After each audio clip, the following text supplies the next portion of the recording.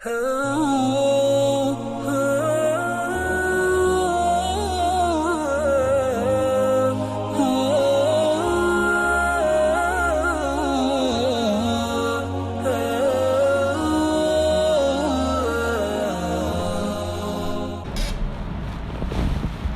باللہ من الشیطان الرجیم بسم اللہ الرحمن الرحیم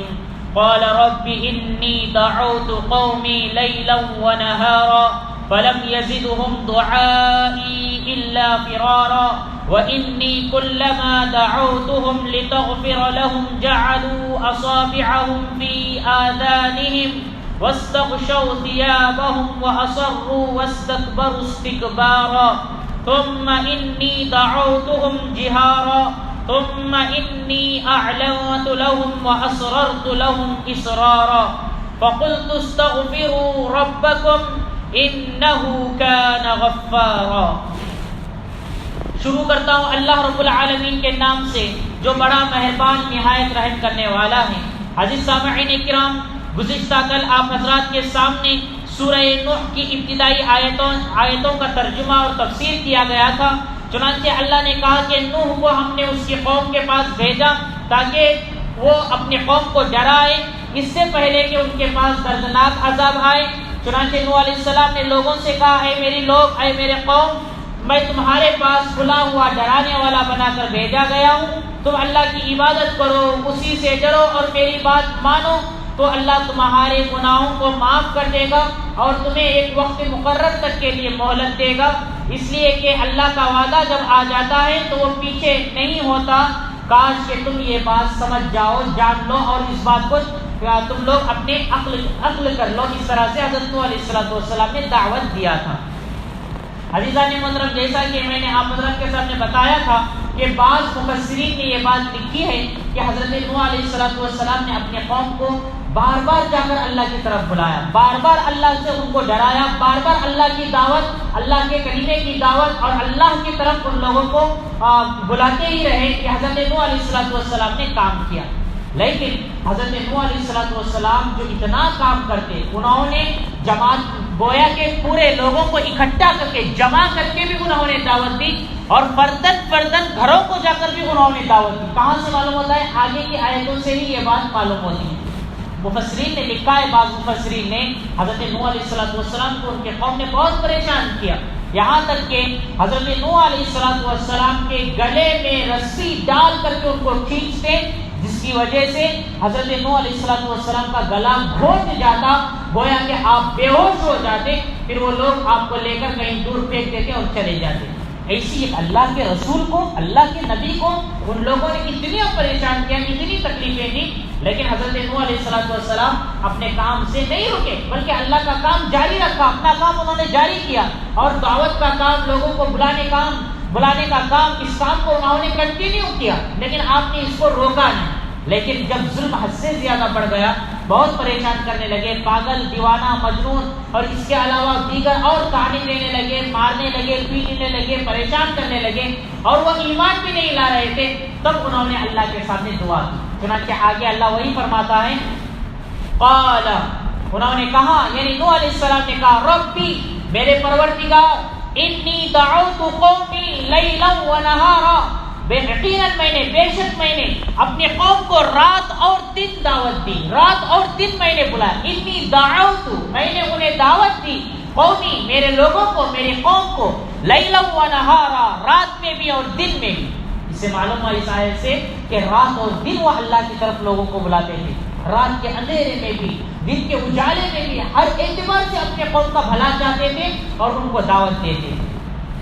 حضرت نوح نے کہا، فَلَمْ يَزِدْهُمْ دُعَائِي إِلَّا فِرَارًا، لیکن میرے بلانے سے وہ اور زیادہ دور بھاگنے لگے، میرے بلانے سے وہ اور زیادہ دور ہونے لگے، اور زیادہ بھاگنے لگے۔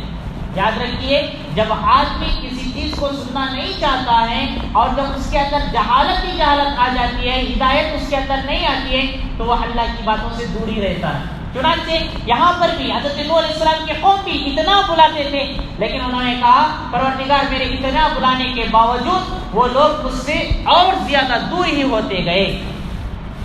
نوح علیہ السلام نے مزید کہا، وَإِنِّي كُلَّمَا دَعَوْتُهُمْ لِتَغْفِرَ لَهُمْ،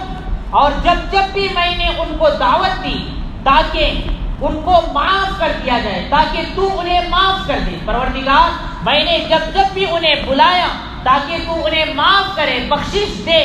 جعلوا اصابعهم فی آذانہم، انہوں نے اپنی انگلیوں کو اپنے کانوں میں رکھ لیا،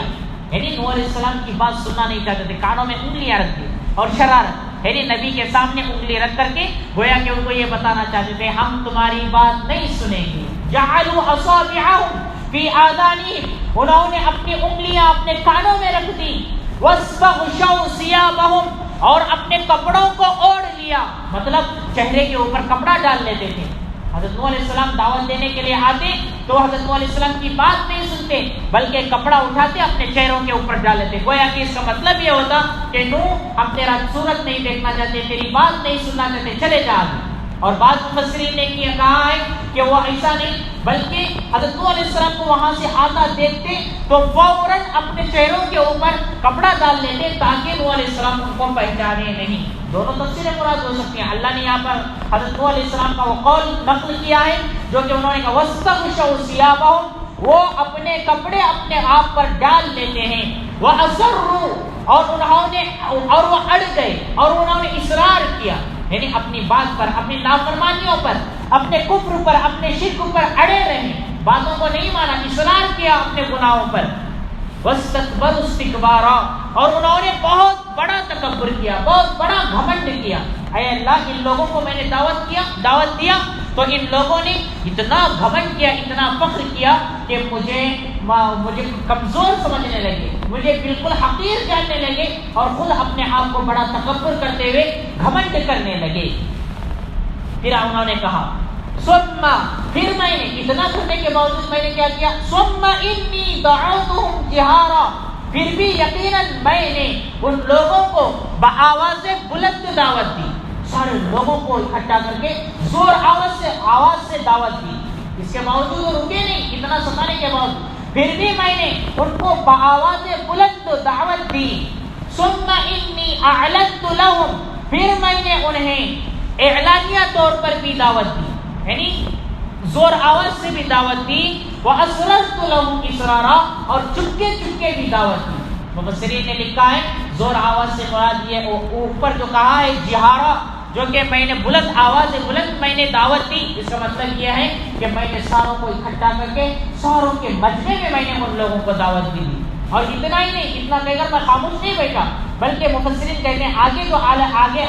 آیت ہے جس میں کہا انی اعلنت لهم واسررت لهم اسرارا، اس کا مطلب یہ ہے کہ حضرت نوح علیہ السلام ہر ایک کے گھر کے پاس جا کر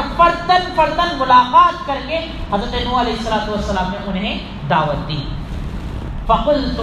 پھر میں نے ان لوگوں سے کہا استغفروا ربکم، اپنے پروردگار سے معافی مانگو، اپنے پروردگار سے مغفرت طلب کرو، معافی مانگو، انہ کان غفارا، یقیناً وہ بڑا ہی معاف کرنے والا ہے، یعنی اے اللہ میں نے سمجھایا اپنے گناہوں سے باز آ جاؤ، توبہ کر لو، مغفرت مانگو، اللہ سے بخشش مانگو، کیونکہ انہ کان غفارا، وہ پروردگار بڑا ہی معاف کرنے والا ہے، تم معافی مانگو گے اور بخشش مانگو گے وہ تمہیں معاف کر دے گا۔ میں نے اس طرح سے انہیں سمجھایا۔ عزیزان محترم، آج کی ان آیتوں کے اندر حضرت نوح علیہ السلام نے اللہ کے سامنے جو ہاتھ اٹھا کر کے دعا کی اور جو انہوں نے تبلیغ کا کام کیا، جو انہوں نے اللہ کی طرف بلانے کا کام کیا، جو اللہ نے انہوں نے دین کی دعوت جو اللہ ان کو دے کر بھیجا تھا اس کی دعوت کا انہوں نے کام کیا، اللہ نے یہاں پر بہو یہاں پر ایک آیت میں اس کو یہاں پر نقل کیا ہے۔ آگے کی بہت ساری آیتوں میں بھی حضرت نوح علیہ السلام کی اور زیادہ التجا